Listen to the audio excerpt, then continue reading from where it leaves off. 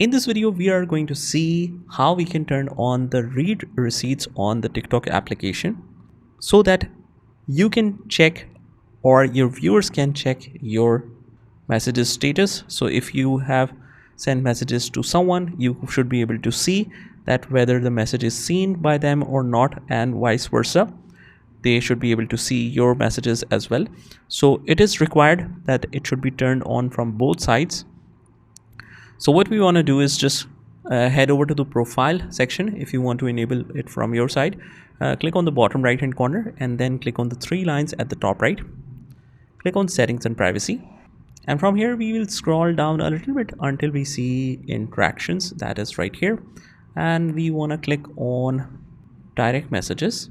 From here, if the read receipts is turned off just like so, you want to enable that so that people can see when you have read their messages. They will know when you read their messages only when both of you turn this on. So you can also mention or enable your activity status to either public or only you. It depends on your preferences.